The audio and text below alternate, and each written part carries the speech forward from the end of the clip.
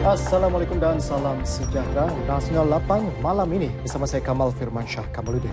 Dan saya Margaret Gambang. Berikut paparan utama edisi Ahad 12 Februari.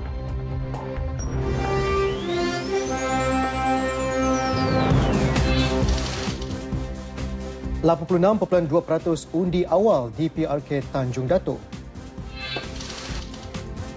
SAR bot karam di Batu Payung Tawau tamat.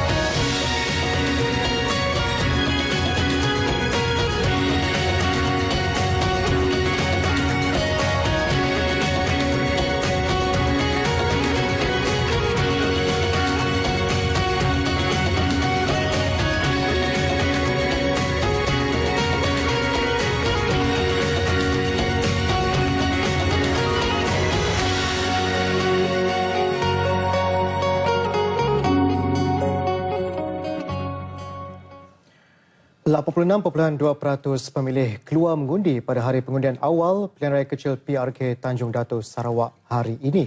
Hujan lebat sejak pagi tadi nyata tidak menghalang pengundi menunaikan tanggungjawab mereka dengan hadir seawal pukul 7.30 pagi. Pengundian awal melibatkan 162 daripada 188 pengundi dan daripada jumlah itu bersamaan 1.9% daripada 9,959 pemilih berdaftar. Dua pusat pengundian dibuka pukul 8 pagi tadi iaitu di Dewan Masyarakat Kampung Sungai Lundu dan Dewan ULS Kem Sempadi. Dewan Masyarakat Kampung Sungai Lundu menjadi lokasi untuk 101 pengundi awal yang terdiri daripada anggota polis dan pasangan mereka. Manakala di Dewan ULS Kem Sempadi pula melibatkan 87 pengundi. Pusat-pusat tersebut merupakan dua daripada 18 pusat mengundi yang disediakan Suruhanjaya Pilihan Raya SPR bagi membolehkan 9,959 pengundi memilih wakil mereka. Hari pengundian ditetapkan Sabtu ini. SPR berpuas hati dengan suasana kempen pilihan raya kecil Dun Tanjung Datuk yang disifatkan cukup baik. Menurut pengerusinya, Datuk Seri Muhammad Hashim Abdullah, tiada sebarang kesalahan berkaitan kempen dilaporkan. Malah hasil pemerhatian pihaknya, poster-poster kempen yang ditampal ialah mengenai keharmonian, kekeluargaan, kesepakatan dalam kalangan masyarakat. Datuk Seri Muhammad Hashim juga yakin tiada isu besar akan timbul sehingga menjejaskan ketenteraman di Sarawak maupun kawasan PRK. Beliau ditemui media selepas mengadakan lawatan ke pusat mengundi awal PRK Tanjung Datuk di Dewan Masyarakat Kampung Sungai Lundu. Dalam pada itu, 20 permit kempen PRK Dun Tanjung Datuk sudah diluluskan polis setakat ini. Menurut Ketua Polis Daerah Lundu, DSP Wong Chi Kiong, kesemua permit itu dimohon oleh Barisan Nasional BN. Mengenai kawalan keselamatan pada hari pengundian, pihak polis sudah merangka kaedah terbaik bagi memastikan prosesnya berjalan lancar. Ini termasuk memastikan aliran trafik lancar di pusat penjumlahan undi. DSP Wong menyatakannya di Dewan Masyarakat Kampung Sungai Lundu. Sementara itu, pengundi di Dun Tanjung Datuk diminta keluar beramai-ramai pada hari pengundian Sabtu ini. Menekankan perkara itu, Timbalan Perdana Menteri Datuk Seri Dr. Ahmad Zahid Hamidi berkata, setiap undi amat penting kerana ia hak rakyat untuk memilih sendiri pemimpin mereka. Kita tidaklah riak dan kita tidak takabur dan kita tidak overconfident. Tetapi yang penting setiap undi itu adalah undi yang menjadi kuasa rakyat untuk menentukan bahawa dukungan itu diberikan kepada wakil rakyat baru.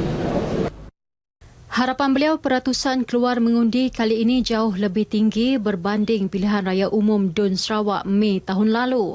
Beliau bercakap pada sidang media selepas merasmikan Majlis Pemimpin Bersama Rela di Dewan Masyarakat Lundu. 4 wakil rakyat DAP di Melaka bertindak keluar parti kerana hilang kepercayaan terhadap kepimpinan parti. 4 wakil rakyat DAP itu terdiri daripada Ahli Parlimen Kota Melaka, Sim Tong Him, Ahli Dewan Undangan Negeri Adun Duyong Goh Leong San, Lim Jak Wong Bachang dan Chin Chung Siong ke sidang. Tong Him yang mewakili 3 lagi wakil rakyat itu memberitahu selain hilang keyakinan terhadap kepimpinan sedia ada, mereka juga kecewa dengan kepimpinan DAP yang disifatkan sudah tersasar daripada matlamat perjuangan asal. Katanya mereka akan terus memberi khidmat kepada rakyat sebagai wakil rakyat bebas. Pada 2016, Tong Him dan Leong San digantung keahlian oleh Lembaga Disiplin DAP kerana mencemar nama parti atas tindakan undang-undang terhadap ahli parti yang lain.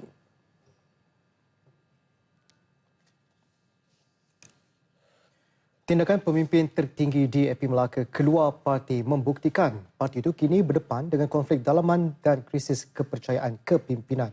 Jelas Timbalan Perdana Menteri Datuk Seri Dr. Ahmad Zahid Hamidi, rakyat boleh membuat analisis sendiri dengan perkembangan terbaru itu. Meminta supaya rakyat keseluruhannya melakukan analisis secara peribadi terhadap kebolehpercayaan yang selama ini diberikan kepada calon-calon parlimen dan juga Dewan Undangan Negeri DAP yang akhirnya mereka sendiri telah keluar dan hilang kepercayaan kepada pucuk pimpinan mereka. Datuk Seri Dr. Ahmad Zahid ditemui selepas merasmikan Majlis Pemimpin Bersama Rela Daerah Lundu. Jangan mudah terpengaruh dengan tindakan berunsur revolusi yang berisiko merencat pentadbiran politik dan masa depan negara. Itu peringatan Perdana Menteri Datuk Seri Najib Tun Razak kepada golongan belia terutamanya generasi Y yang bakal mewarisi kepimpinan negara. Jangan dak sesuatu kita tolak yang ada. Bab kata Menteri Besar tadi, dengar guruh di langit, air di tempayan dah kita curahkan. Air di tempayan itulah hasil kita hari ini, rezeki kita hari ini. Kalau kita tolak rezeki hari ini, yang akan datang, adik-adik sekalian, belum tentu lagi. Belum tentu. Dan tengok saja, sejarah manusia, sejarah peradaban telah membuktikan bahawa kalau tidak ada kesinambungan, kesannya, padahnya amat buruk sekali. Jelas Datuk Seri Najib, semua rakyat harus faham untuk sampai ke destinasi ditetapkan, kesinambungan pemerintahan negara harus diteruskan dan ia bermula dari generasi Y. Pada masa sama, beliau menyeru golongan belia supaya melakukan anjakan paradigma pemikiran kerana perkembangan dunia masa kini menuntut setiap belia mengubah gaya pemikiran sesuai peredaran semasa. Datuk Seri Najib berucap pada program Gen Y di dataran Menara Alostar. Beliau turut meluluskan peruntukan RM30 juta bagi membina sebuah litar lumba Kedah di Sungai Petani. Pembinaannya dijangka dilakukan dalam tempoh terdekat. PAS membayangkan untuk menolak kerjasama dengan Parti Pribumi Bersatu Malaysia PPBM bagi menyertai Pakatan Pembangkang menjelang persediaan pilihan raya umum ke-14 kelak. Presiden PAS Datuk Seri Hadi Awang bagaimanapun berkata, keputusan rasmi berhubung perkara itu hanya akan diputuskan menjelang muktamar tahunan PAS kali ke-63 April nanti. Beliau mengulas tempoh sebulan yang diberikan PPBM Jumaat lalu untuk memutuskan sama ada mahu menyertai Pakatan Pembangkang ataupun tidak. Selari pendirian dasar PAS yang enggan bekerjasama dengan DAP dan PAN, Datuk Seri Hadi bagaimanapun menegaskan sekiranya PPBM masih meneruskan kerjasama dengan kedua-dua parti terbabit, PPBM perlu melupakan hasrat kerjasama dengan PAS. Dengan parti yang menentang Islam, dan mana-mana parti ada hubungan yang menentang Islam. Itu senang. Ya. So, kalau Bersatu masih ada hubungan dengan DAP dengan Amanah, so PAS tak akan Tidak. PAS akan terus mengkaji semula hubungan dengan PKR kerana parti itu masih mempunyai hubungan dengan DAP dan PAN. Dalam isu berasingan, PAS bertegas akan meneruskan tindakan undang-undang terhadap penasihat PAN Kelantan, Datuk Husam Musa yang mendakwa PAS menerima dana RM90 juta daripada UMNO. Mengulangi penafian berhubung dakwaan itu, Datuk Seri Hadi menyifatkan tuduhan tersebut sebagai publisiti murahan Datuk Husam. Saya rasa dia tak mahu bertani pada hari akan datang. Itu dia tak mahu bertani pada hari akan datang. Dia buat begitulah. Kalau bawa ke mahkamah, benda bohong, bila bohong, kalau dia istihad tak boleh tani pada raya. Dia tak mahu bertani, senang beritahu. Datuk Husam menerusi satu klip video ceramahnya yang kini ditularkan melalui media sosial mendakwa PAS menerima wang RM90 juta daripada UMNO seperti didedahkan Sarawak Report. Beliau juga mendakwa wang itu disalurkan melalui sebuah bank tempatan. Mengulas lanjut, Datuk Seri Hadi berkata, Timbalan Presiden PAS Tuan Ibrahim Tuan Man akan menambah pihak guaman parti bagi meneliti semula kenyataan dan tuduhan yang dibuat Datuk Husam itu sebelum mengemukakan saman fitnah dalam masa terdekat. Dalam pada itu, Datuk Seri Hadi Awang menjemput masyarakat bukan Islam untuk turut serta dalam himpunan RUU 355 yang bakal diadakan Sabtu ini. Menurut beliau, mereka perlu mengetahui dan memahami dengan jelas mengenai cadangan pindaan rang undang-undang berkenaan yang bertujuan memartabatkan Mahkamah Syariah. Beliau mendakwa sehingga kini terdapat beberapa badan bukan kerajaan, NGO bukan Islam, menyokong cadangan pindaan rang undang-undang Akta Mahkamah Syariah kurungan bidang kuasa jenayah 1965 Akta 355 itu dilaksanakan.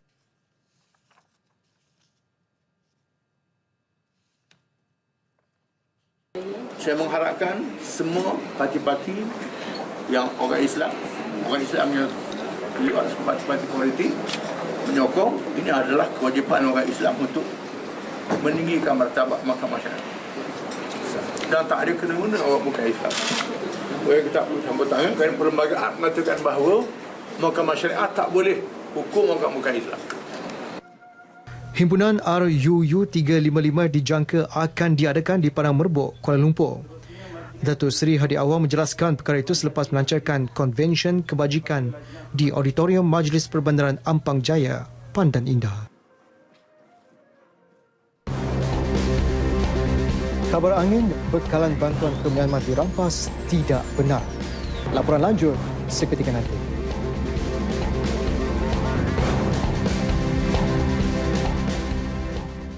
Yang ada hijau remaining tu akan rosak dan akan mematikan pohon tersebut.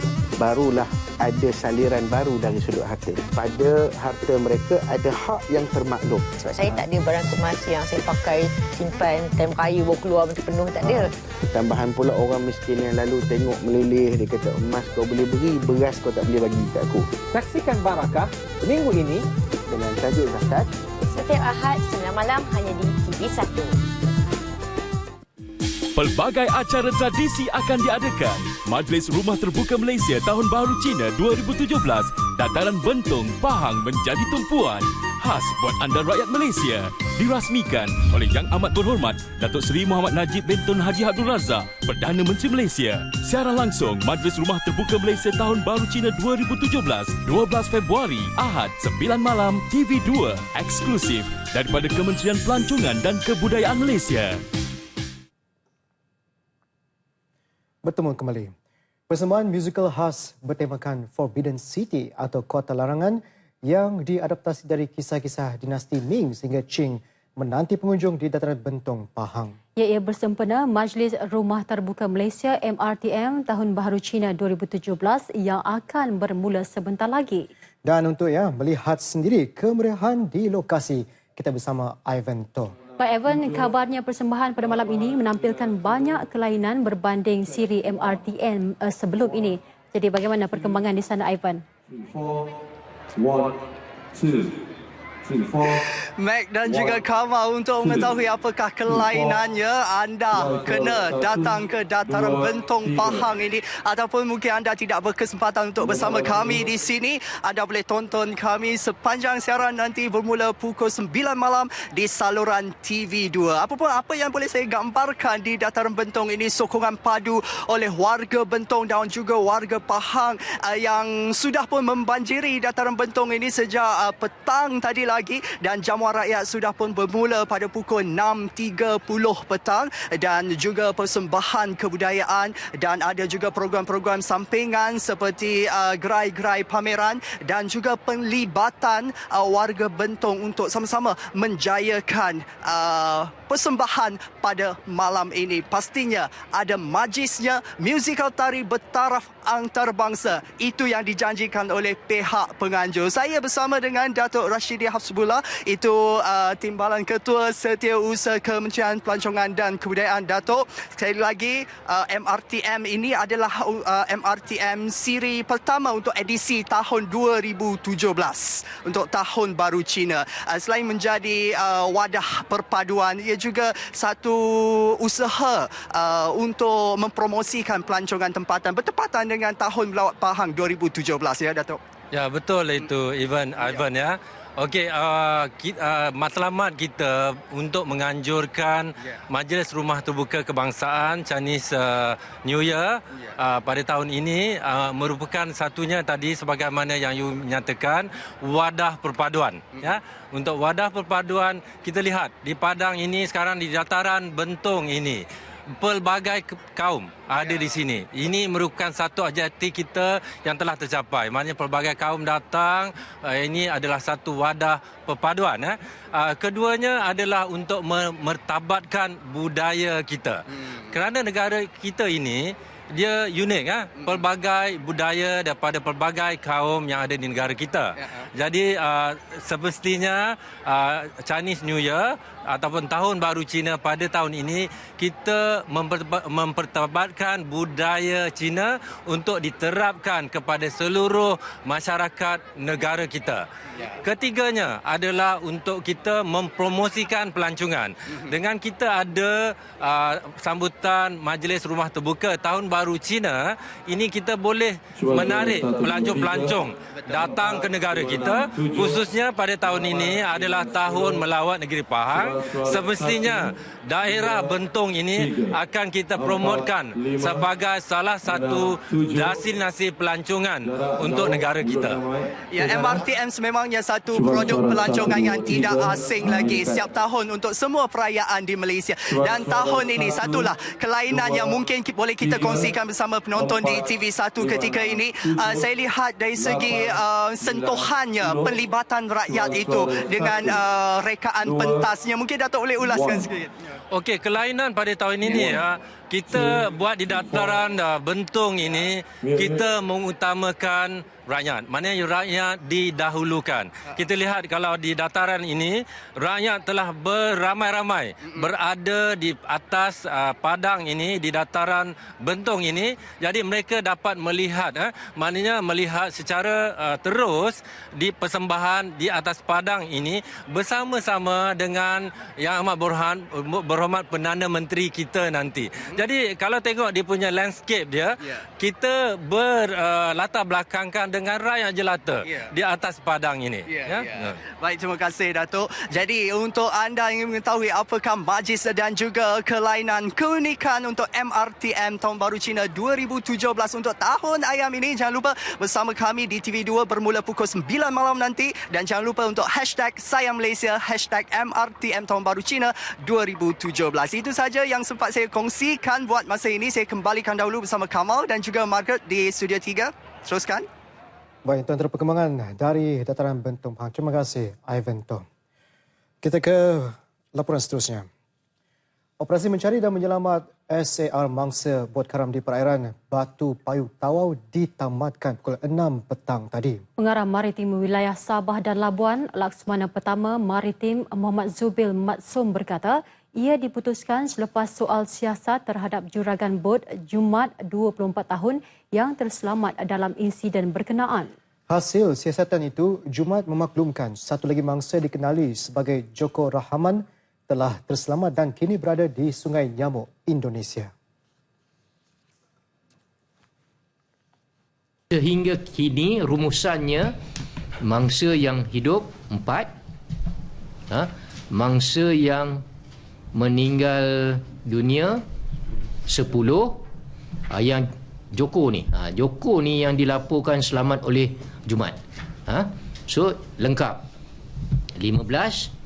Sekiranya Joko ni tidak dapat disahkan, saya harap dalam masa yang dekat ni pihak Basarnas atau pihak konsulat daripada Tawau dapat mengesahkan yang Joko bin Rahman ni selamat dan masih hidup. Laksmana Pertama Maritim Muhammad Zubil memberitahu media di Bilik Operasi Agensi Penguatkuasaan Maritim Malaysia, LIKAS.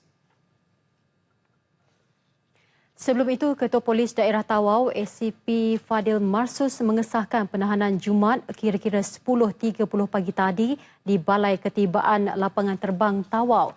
Jelas ACP Fadil, selepas insiden bot karam itu, suspek dipercayai ke Kuala Lumpur dan penangkapan suspek itu dapat membantu siasatan polis berhubung tragedi tersebut. Polis sebelum ini dilapor mengesan juragan bot yang terselamat dalam tragedi itu. Lelaki tersebut diselamatkan 2 lelaki yang memancing di tengah laut bersama seorang lagi penumpang warga Indonesia. ACP Fadil Marsus terus mengesahkan penemuan mayat ke-10 mangsa bot karam terbabit iaitu mayat bayi perempuan berusia 18 bulan. Mayat berkenaan ditemukan kira-kira pukul 11.36 pagi tadi yang turut disahkan oleh Wakil Konsulat Indonesia di perairan Sungai Manurung Sebatik. Menurut ACP Fadil, seorang petani yang juga warga Indonesia dikenali sebagai Samad Talpi, 45 tahun, telah menemukan mayat berkenaan sebelum dibawa ke Nunukan oleh pihak berkuasa Indonesia bagi tindakan lanjut.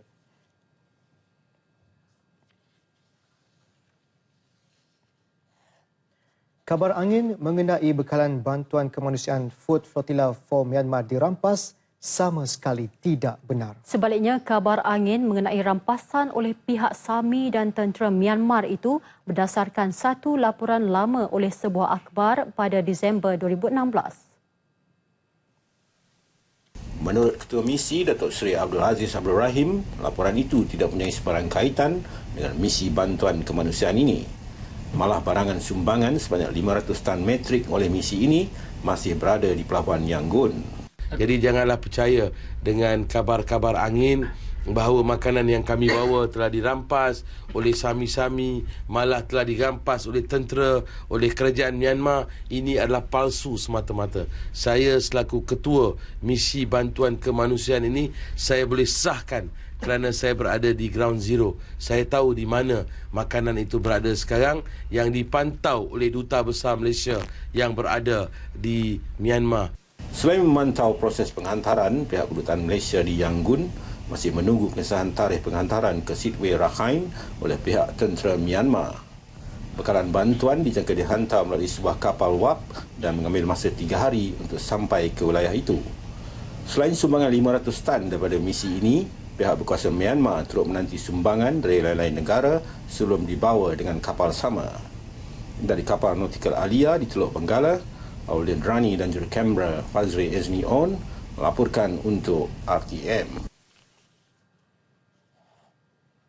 Sementara itu, kapal Nautical Alia dijangka tiba di Pelabuhan Chittagong kira-kira pukul 4 petang esok waktu tempatan. Bagaimanapun, belum ada pengesahan kelulusan visa ketibaan VOA bagi semua sukarelawan setakat ini. Namun kelulusan dijangka diperolehi sebelum ketibaan kapal di Chittagong dengan bantuan pemimpin kedua-dua negara. Kita minta 3 tempat, dia telah bagi 4 tempat. Dia sedang dalam perbincangan. Walau apa pun kita akan pergi ke camp. Kalau kita dapat turun, kita minta kita nak pergi ke kem-kem etnik Rohingya, pelarian Rohingya ini untuk kita memperagihkan bekalan bantuan yang kita bawa. Ini kerana 30 juta rakyat Malaysia nak melihat agar sumbangan yang diberikan oleh mereka dapat kita mewakili mereka untuk mengagihkan kepada kem-kem tersebut. Nautical Alia membawa sekitar 1,800 tan bekalan barangan bantuan untuk diagihkan kepada etnik Rohingya di beberapa kem pelarian di Bangladesh. Pada masa sama, pihak Tentera Laut Bangladesh mengesahkan akan mengiringi kapal ini sebaik masuki perairan negara itu sehingga ke Chittagong. Tiada kes terbaru jangkitan kencing tikus atau leptospirosis di Kelantan setakat ini dan jumlah pesakit yang masih menerima rawatan di Hospital Tanah Merah HTM kekal 3 orang. Ketua Pengarah Kesihatan, Datuk Dr. Hisham Abdullah juga menolak dakwaan mengatakan jangkitan yang berlaku adalah disebabkan penyakit misteri. Bercakap dalam sidang media di Ibu Negara, beliau menjelaskan jangkitan merupakan virus penyakit bawaan air berikutan banjir di Tanah Merah baru-baru ini. Namun punca sebenar jangkitan masih dalam siasatan. And one of the cause basically is after the floods. And we know that because the rodents may have actually contaminated the water, etc. So this is where we are localizing the cluster infection. So we need to calm down the public that this is not a mysterious outbreak of any virus. Sebelum ini, 40 individu dikuarantin di HTM kerana disyaki diserang sejenis virus selepas berkunjung ke Kajang, Selangor. Serangan itu turut menyebabkan seorang daripada mereka yang berusia 59 tahun meninggal dunia. Datuk Dr. Nur Hisham bercakap pada sidang media selepas Majlis Lembaga Promosi Kesihatan Malaysia Larian MySihat 2017. Dalam perkembangan lain, beliau menasihati individu yang dijangkiti virus influenza A H1N1 supaya mengambil langkah perlu bagi mengelak virus itu disebarkan kepada orang lain. 2 kes H1N1 dilaporkan membabitkan 2 pelajar Sekolah Kebangsaan Tengkera 2 Melaka Tengah semalam.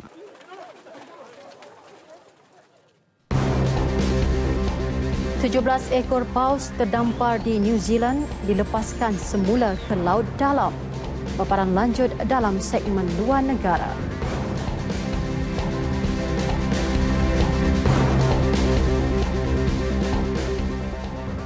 Pelbagai acara tradisi akan diadakan. Majlis Rumah Terbuka Malaysia Tahun Baru Cina 2017, Dataran Bentong, Pahang menjadi tumpuan. Khas buat anda rakyat Malaysia. Dirasmikan oleh Yang Amat Berhormat Datuk Seri Muhammad Najib bin Tun Haji Abdul Razak, Perdana Menteri Malaysia. Siaran langsung Majlis Rumah Terbuka Malaysia Tahun Baru Cina 2017, 12 Februari, Ahad, 9 malam, TV2, eksklusif daripada Kementerian Pelancongan dan Kebudayaan Malaysia. DRB HICOM dalam fasa akhir memuktamadkan rakan kongsi strategik asing FSP sehingga pertengahan bulan ini. Menurut Menteri Kewangan kedua, Datuk Johari Abdul Ghani, konglomerat itu kini menunggu penghantaran bidaan daripada pihak yang berminat untuk menjadi FSP pengeluar kereta nasional itu. Banyak syarikat antarabangsa yang mahu menjadi rakan kongsi strategik asing Proton, termasuk dari China dan Eropah. 15 Februari, mereka-mereka yang berminat untuk buat strategic partnership dengan DRB, yang DRB sekarang own Proton, dia akan buat keputusan ni lepas 15 bulan. 15 bulan ni akan tarikh tutup untuk diorang submit dia punya proposal. Tindakan DRB HICOM dilihat satu langkah bijak dalam memperluas pasaran sekaligus bersaing di peringkat antarabangsa. Urus niaga di Bursa Malaysia dijangka tinggi minggu depan dengan penanda aras FTSE Bursa Malaysia FBM KLCI mencecah paras 1,721. Kata peniaga, ia disumbang sentimen luar berikutan janji pembaharuan cukai oleh Presiden Donald Trump yang akan menyediakan trend yang lebih baik untuk pasaran ekuiti baharu dan pesat membangun. Trump berjanji untuk membuat pengumuman mengenai pembaharuan rejim percukaian itu dalam tempoh beberapa minggu akan datang. Ia bagi mengurangkan beban ke atas perniagaan di Amerika Syarikat. Harga minyak yang semakin meningkat ditambah dengan pengukuhan harga komoditi juga akan menyumbang kepada peningkatan bursa tempatan. Bagi minggu yang baru berakhir, urus niaga hanya berlangsung selama 4 hari dengan pasaran ditutup pada Khamis sempena cuti umum Taipusam. Badan Berkaitan Kerajaan GLC dan Perusahaan Kecil dan Sederhana PKS dijangka akan beralih kepada penggunaan sistem perkomputeran awan atau cloud dalam mengurangkan kos operasi untuk terus berdaya saing. Ketua Pegawai Eksekutif dan Pengarah G Asia Pasifik, Mark Goh, berkata menerusi pelaburan dalam sistem itu, syarikat tempatan akan beroperasi lebih cekap dalam menghadapi ketidaktentuan ekonomi. Transitioning a computer ICT into cloud is very fast, even for a large organization, and it offers a much flexible and scalable system to support their system. Asia Pacific deployment of Microsoft, Google, and Amazon has easily doubled for the past 12 months, and with a growing queue of customers adopting cloud. Jelasnya lagi, banyak perniagaan runcit tradisional telah pun beralih kepada perniagaan secara dalam talian. Kini, peniaga yang terlibat dalam perniagaan dalam talian mula beralih kepada penggunaan sistem cloud dan ia bakal menjadi pemacu sektor perniagaan tempatan dan sekaligus meningkatkan ekonomi negara. Cloud merupakan sistem komputer yang membolehkan pengguna mengakses kepada pelbagai sumber pelayan secara bersepadu melalui pelbagai rangkaian media digital pada satu-satu masa. Ini bermakna pengguna juga boleh mengakses sumber pelayan menggunakan komputer, netbook, komputer tablet dan telefon pintar.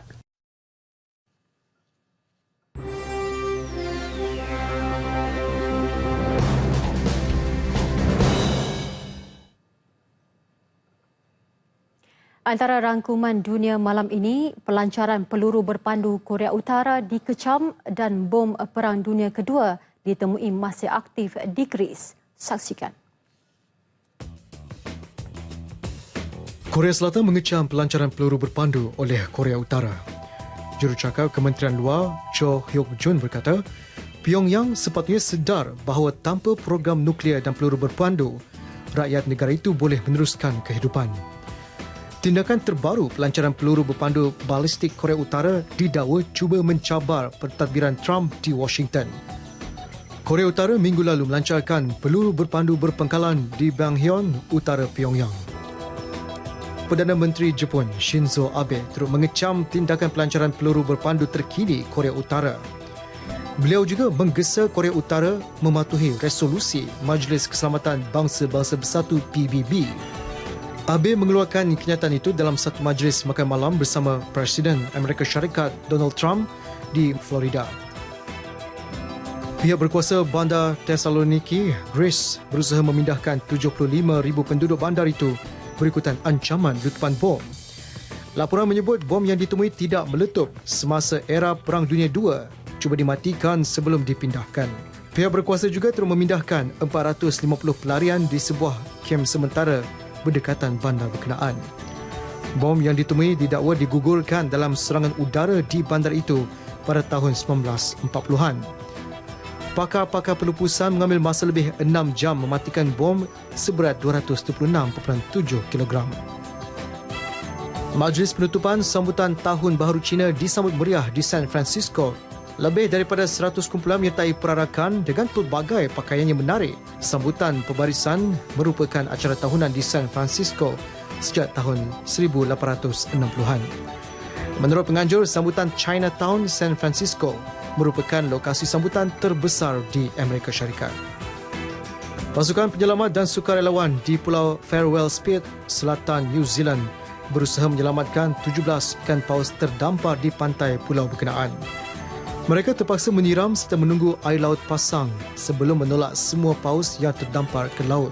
Kumpulan penyelamat juga membentuk rantai manusia untuk menghalang kumpulan paus kembali semula ke pantai. Pasukan itu juga menggunakan pesawat peninjau bagi memastikan kumpulan paus yang diselamatkan kembali ke habitat asal. Dianggarkan lebih daripada 650 ikan paus pilot terdampar di sepanjang 5 km pantai Farewell Spit sejak 2 hari lalu.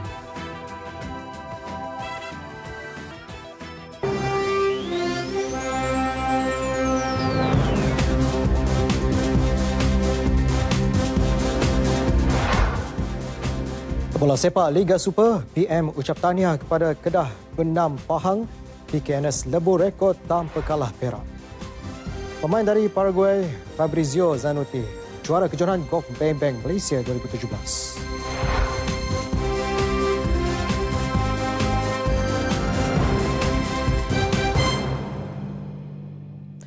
Bola sepak Liga Super.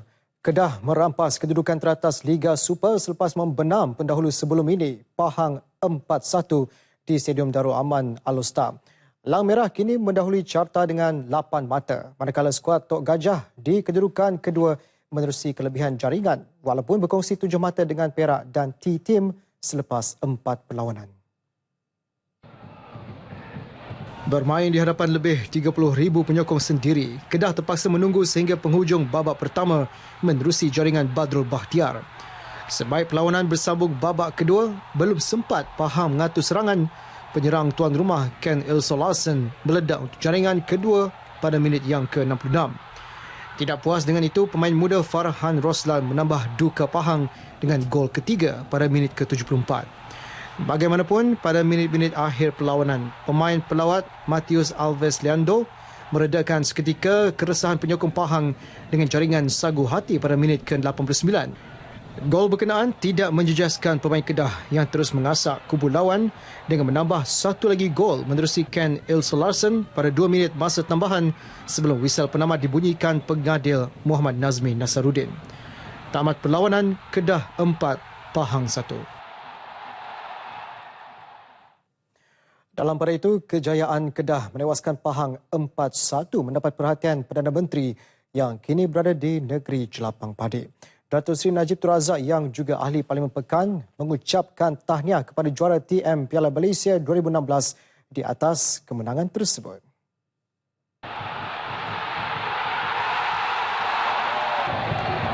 Tahniah pada Kedah menang bola malam tadi. Takziah kepada Pahang. Kerana apa? Kerana mengkarak malam tadi. Beliau berucap pada program Generasi Y di dataran Menara Al-Ustaz.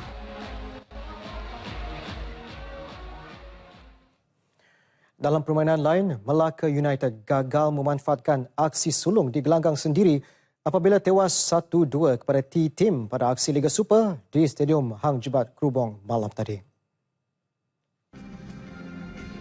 Tim bimbingan jurulatih dari Indonesia, Rachmat Darmawan, hanya memerlukan 5 minit selepas perlawanan bermula untuk mendahului 1-0 hasil jaringan tonggak import Mahamadu Samasa yang memanfaatkan hantaran Abdullaye Maiga. Farhod Tajiev kemudian menjarakkan kedudukan 2-0 pada minit ke-15 selepas mudah menolak masuk hantaran Kamal Azizi Muhammad Zabri dari sebelah kanan. Separuh masa kedua menyaksikan pasukan tuan rumah bimbingan jurulatih Eric Williams menggandakan asakan dan hasilnya berjaya merapatkan jurang hasil rembatan kencang dari luar kotak penalti oleh pemain import Korea Selatan Jeon Woo Yang pada minit ke-48. Gerakan demi gerakan dijelmakan skuad Hang Tuah bagi menyamakan kedudukan. Namun, strategi bertahan T-Team ternyata berhasil apabila berjaya mempertahan kedudukan itu hingga tamat perlawanan bagi membolehkan skuad The Titans membawa pulang 3 mata. Dengan kekalahan itu, Melaka United jatuh ke tangga kedua tercorot Liga di depan Pulau Pinang dengan hanya 1 mata. Kita tahu ada keberuntungan lagi dalam game ini. Kita efektif saja kita menang. Mereka ada banyak peluang untuk jaringkan tapi dia tak buat itu dan kita mungkin tak lebih banyak dari mereka tapi kita efektif, kita buat 2 gol. Maknanya ini sesuatu yang positif untuk semua player tapi kita tak bolehlah berpuas hati karena overall kita main belum pada satu performance seperti yang kita buat dalam pre-season. Jadi saya hanya cakap tahniah tapi dicakap puas hati belum lagi. I don't know whether it's put it down to bad defending or good finishing. So Our performances as a football team,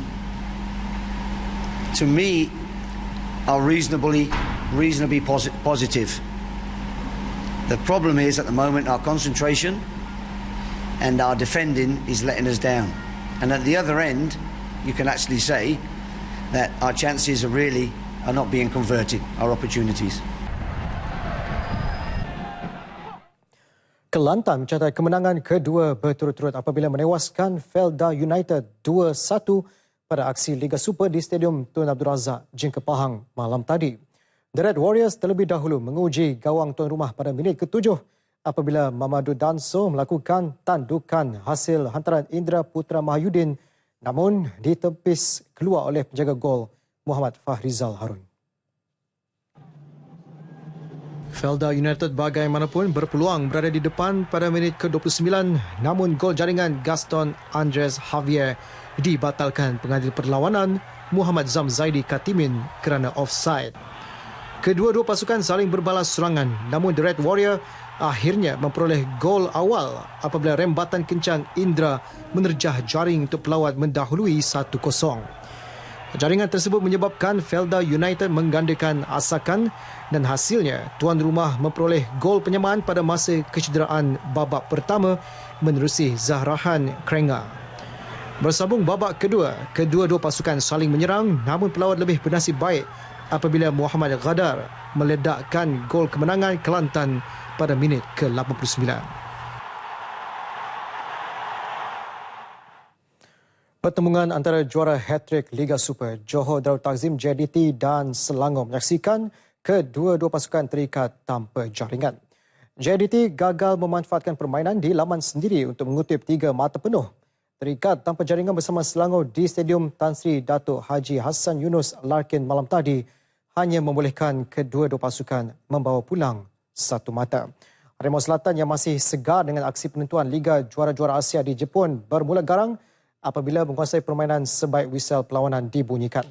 Bagaimanapun, tiada jaringan dicipta kedua-dua pasukan pada separuh masa pertama walaupun pada minit ke-37 tuan rumah hampir memperolehi gol pembukaan selepas pengadil perlawanan menghadiahkan sepakan penalti.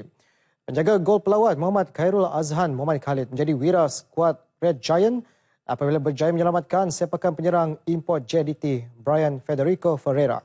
Memasuki babak kedua, anak buah Benjamin Mora terus mengasak kubu pelawat untuk mencari gol sulung. Namun sering dipatahkan pertahanan Selangor. Kedudukan terikat tanpa sebarang jaringan sehingga tamat 90 minit perlawanan. Kejohanan Golf Maybank Malaysia 2017, pemain dari Paraguay Fabrizio Zanotti muncul juara kejohanan selepas mengumpul 269 pukulan 19 di bawah par.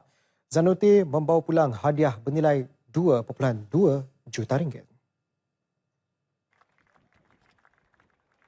Hari terakhir kejohanan, Zanotti berjaya mencatat 9 bawah par 63 selepas melakau 7 birdie dan 1 eagle. I've been working a lot with my coach and all my team. I've been making some changes and I think it's because of all the hard work, you know. I missed the last 3 cuts, but I was hitting okay to the ball. I was not unhappy with the way I was hitting it. And this week I just came here and tried to take it easy. Tempat kedua pada kejohanan yang berlangsung di Sarjana Golf and Country Club ini milik pemain Amerika Syarikat David Lipsky. Lipsky tewas tipis kepada Zanotti yang berkelebihan 1 pukulan selepas mengumpul 18 di bawah par 270. Ketiga, milik pendahulu pusingan kedua Bernd Westberger dengan catatan 17 di bawah par 271.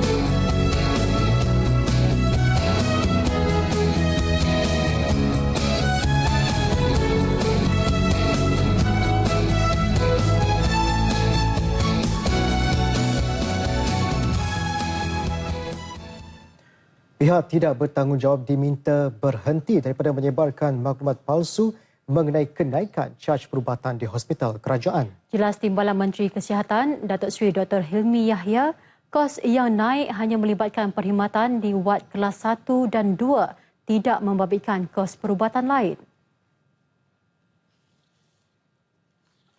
1 sen pun tak naik.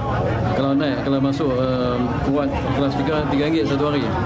Ya, itu aja. Dan yang naik cuma kelas 2 dan kelas pertama. Itu pun atas pilihan sendiri. Kalau dia tak mau bayar, kelas pertama, kelas kedua, dia masuk kelas ketiga, tak bayar. Ya? Tak bayar. Jadi itu pilihan sendiri. Misi yang sama, doktor yang sama. Tak ada masalah. Masih lagi menjadi isu diputarbelikkan oleh pihak pembangkang. Ya? Ada yang datang ke hospital Kuala Lumpur buat protes, buat banner dan sebagainya tentang hospital charges. Beliau ditemui selepas menyampaikan sumbangan kepada warga emas sempena sambutan Tahun Baru Cina di balik Pulau Pinang. November lalu, Menteri Kesihatan Datuk Seri Dr. S. Subramaniam mengumumkan caj perkhidmatan wad untuk pesakit kelas 1 dan 2 dinaikkan berkuat kuasa 1 Januari lalu.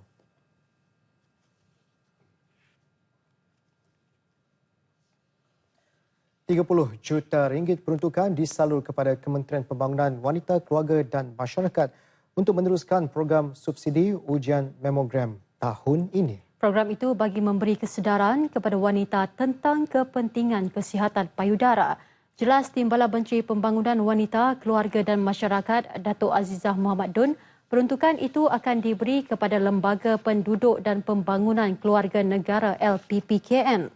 Program itu mampu memberi manfaat kepada 60,000 wanita di negara ini. Dengan bantuan daripada kementerian ini, mereka bukan saja diberikan subsidi untuk mereka diperiksa, tetapi mereka juga akan dibantu pergi ke pusat kesihatan yang terpilih itu. Daripada segi transportationnya, tempat tinggalnya, jadi tidak akan menyusahkan mereka, tetapi kita memudahkan lagi mereka untuk mendapat pemeriksaan kesihatan. Pelaksanaan program itu juga diharap dapat diperluas kepada kumpulan sasar sehingga ke kawasan pedalaman. Datuk Azizah menyatakannya di Teluk Intan Perak selepas menutup program Wanita Sejahtera Keluarga Bahagia sempena perayaan Ponggel. Melaka bercadang menambah baik serta memperbanyak produk pelancongannya secara berperingkat melalui rancangan Malaysia ke-11 bagi tempoh 2016 hingga 2020. Penambahan produk berkenaan dijangka dapat membantu merancangkan lagi industri pelancongan Melaka, seterusnya meningkatkan sosioekonomi rakyat. Butirannya bersama wartawan Nur Syafina Sari. Timbalan Esko Pelancongan, Pembangunan Sungai, Pantai dan Pulau-Pulau Negeri, Datuk Ghazali Muhammad berkata, pelbagai projek sudah dirancang bagi merealisasikan hasrat berkenaan melalui kerjasama pelbagai pihak. Antaranya, pembinaan kompleks pelancongan Kelebang, menaik taraf dataran keris, menaik taraf pantai Tanjung Dara dan pembangunan kawasan hutan rekreasi Hutan Bakau Melimau. Selain penambahan produk pelancongan baru, aset sedia ada juga akan dikekalkan serta ditambah baik untuk keselesaan pengunjung. Melalui Prezim kita cuba membina pembinaan kompleks pelancongan di Kelebang. Sekarang kita dah mulakan, kita ada kapal selam kat sana. Kita ada kapal terbang yang kita sana. Di situ kita nak bangunkan kompleks pelancongan di Kelebang. Ini kita dah masukkan melalui Prezim. Cadangan pembinaan galeri di Kota Supai, Kuala Linggi. Kuala Linggi kita tahu ada, tapi kita nak bangunkan pembinaan galeri sebagai salah satu lagi tempat tarikan kerana Kota Supai ini ada sejarah yang tersendiri. Kita nak kemaskinikan atau memperlengkapkan lagi dengan galeri. Ketiganya melalui Prezim kita cadang untuk menubuhkan Muzium Masyarakat India. Penambahbaikan itu berdasarkan jumlah kehadiran pelancong ke negeri ini yang semakin meningkat. Tahun lalu, sejumlah 16.28 juta pelancong mengunjungi Melaka berbanding 15.73 juta orang pada 2015. Pembangunan projek berkenaan sejajar dengan hasrat kerajaan negeri untuk mencapai sasaran 16.75 juta pelancong ke Melaka sepanjang tahun ini. Majlis Bendaraya Melaka bersecara MBMB turut akan menambah baik kemudahan orang ramai dengan membina hentian rehat dan rawat R&R di Kelebang Kecil. I think Melaka is a very nice place to come. The people are very friendly. There's a lot of things to see and do. It seems very popular. There's a lot of people about, but the hotel we stay in is very good. The food is very good. And above all, the people, the local people, are very friendly and helpful. Saya dapat tahu info dari internet. Dari internet dia kata bahwa Melaka ini World Heritage by UNESCO ya. So kami datang untuk holiday, liburan. Kami dari Indonesia, liburan di sini untuk melihat Melaka. Penambahan produk dan kemudahan awam yang bakal dibangunkan kerajaan negeri dalam tempoh 5 tahun ini dijangka dapat merancangkan lagi industri pelancongan Melaka, seterusnya menjana ekonomi negara. Laporan Nur Syafina Sari bersama juru kamera Zulkarnain Abdul Rahman untuk RTM. Parti Kongres Indian Muslim Malaysia KIMA menjamin status halal rangkaian restoran nasi kandar pelita samudera pertama kerana ia ditauliah dengan sijil halal daripada Jabatan Kemajuan Islam Malaysia JAKIM. Presiden KIMA, Senator Datuk Seri Said Ibrahim Kadir mempetikai isu yang sengaja ditimbulkan itu kerana beliau sendiri pernah melihat perjalanan operasi restoran tersebut. Senator Datuk Seri Said Ibrahim memberi penjelasan agar orang ramai tidak terkeliru dengan tohmahan sebelum ini dan berasa was-was untuk makan di restoran berkenaan. Yang mengendalikan ini, yang restoran, walaupun ada yang Muslim dan non-Muslim ada dalam dia punya shareholder, tetapi yang mengendalikan ini adalah India Muslim. So dia punya keluaran makan-makanan ini memang halal. Beliau berkata demikian dalam sidang media khas di Ibu Negara.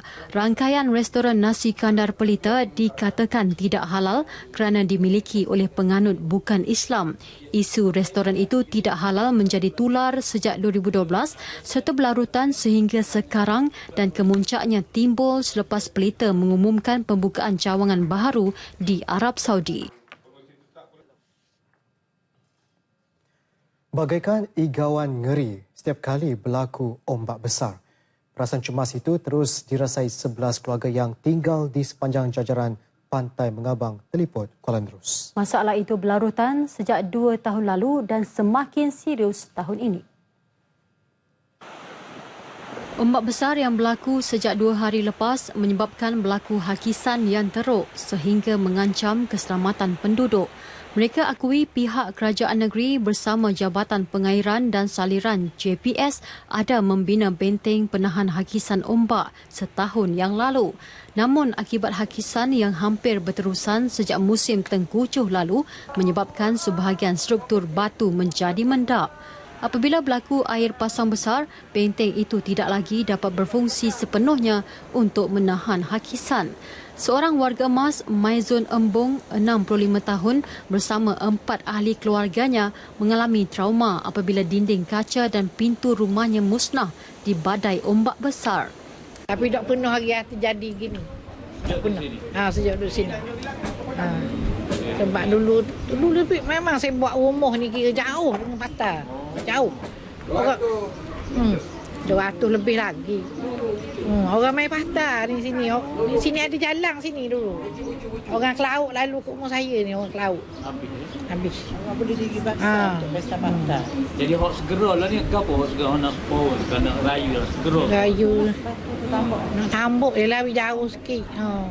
Tambuk tinggi sikit lah ke. Waktu soal lah. Tahu nak buat orang ni ikut suka kerajaan lah tu. Kita ni dah pandai. Pengerusi Jawatan Kuasa Bencana Negeri, Datuk Wan Nawawi Wan Ismail, sebaik mendapat laporan itu segera turun padang bersama beberapa agensi berkaitan. Hasil tinjauan mendapati ancaman itu serius dan perlu ditangani segera bagi mengelakkan rumah penduduk hanyut ke laut. Jalan pantai berhampiran kampung kolam juga dikhawatiri runtuh jika tidak ditangani segera. Kita tak dapat nak umumkan berapa pertukaran, tapi kita minta JPS membuat satu anggaran segera dan kita minta JPS buat dulu apa yang patut mereka lakukan dan insya-Allah peruntukan segera akan disalurkan terus kepada JPS oleh Kerajaan Negeri. Program Kenduri Satu Wilayah Persekutuan diteruskan lagi. Program dibuat secara berperingkat sepanjang Februari ini di 13 lokasi mengikut Parlimen di Kuala Lumpur, Putrajaya dan Labuan. Menurut Menteri Wilayah Persekutuan, Datuk Seri Tengku Adnan Tengku Mansor, selain membudayakan semangat kerjasama dan menyemai keharmonian dan integrasi antara kaum, program ini turut menjadi medium penyaluran maklumat secara langsung kepada komuniti setempat. Kenduri Satu Wilayah Persekutuan merupakan acara tahunan yang dibuat sempena sambutan Hari Wilayah Persekutuan. Untuk hari ini, 3 lokasi Kenduri Satu Wilayah Persekutuan diadakan, iaitu di Parlimen Seputih, Titi Wangsa dan Wangsa Maju. Pelbagai aktiviti lain dibuat termasuk senam robik, pertandingan mewarna, sukaneka, persembahan pentas dan cabutan bertuah. Lebuhraya Pen Borneo dan jajaran jalan pesisir pantai penzahiran usaha memastikan rakyat Sarawak tidak ketinggalan dalam arus pembangunan. Menjadi projek kejuruteraan terbesar di Sarawak, Lebuhraya Pen Borneo Sarawak yang menelan kos 16.1 bilion ringgit melibatkan pembinaan lebuhraya 4 lorong sejauh 1,089 km.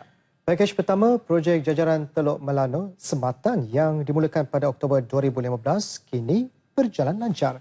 Ikuti laporan wartawan Azimah Kasim.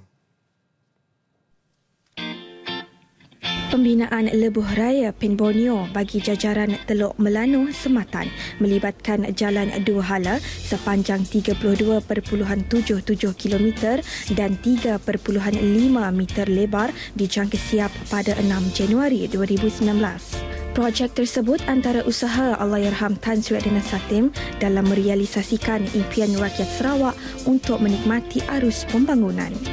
Bahawa projek ini kalau mengikut perancangan mula-mula dulu untuk Pen Borneo hanya bermula daripada Sematan sehinggalah ke Miri. Tetapi bila kita bentangkan pada Yang Amat Berhormat Tok Nan pada waktu itu, maka beliau minta supaya dipanjangkan jalan ini hingga ke Teluk Melano. Jajaran itu nanti akan mempunyai 6 buah jambatan melibatkan 6 batang sungai, iaitu Jambatan Sungai Samunsam, Jambatan Sungai Beduan, Jambatan Sungai Belinsah, Jambatan Sungai Puih, Jambatan Sungai Karambai dan Jambatan Sungai Siru. Dengan ada jalan ini, kita mengharapkan nanti the socio-economic activities kawasan ini akan meningkat, memudahkan pergerakan laluan masyarakat kita. Yang sudah pasti matlamat utamanya tadi untuk membuka perhubungan Teluk Melano kepada dunia lain di Sarawak ini. Pembinaan jajaran itu turut melibatkan pembinaan jambatan Batang Rambungan yang akan menghubungkan jalan dari Matang ke Lundu yang kini masih bergantung dengan perkhidmatan feri untuk berulang-alik. Projek bernilai 130 juta ringgit itu dijangka siap pada awal tahun 2018. Projek Lebuhraya Pen Borneo dari Teluk Melano ke Sematan bukan sahaja memudahkan penduduk setempat dari segi pengangkutan dan perhubungan, malah ia juga akan membawa masuk lebih banyak lagi projek pembangunan ke kawasan ini pada masa depan. Saya Azimah Kasim dan juru kamera Awangku Bolkiah Awang Ali melaporkan untuk Berita RTM. Sungai-sungai di Venice, Itali kini berubah menjadi seolah-olah pentas atas air pada waktu malam bersama Karnival Venice 2017 yang dikunjungi ribuan pelancong. Berlangsung sebulan, karnival air tertua di dunia itu yang bertemakan keindahan dan misteri dasar laut menyaksikan pertunjukan cahaya yang diiringi muzik. Saksikannya sebagai penutup Nasional 8 malam ini. Dengan itu, Assalamualaikum. Dan salam sejahtera.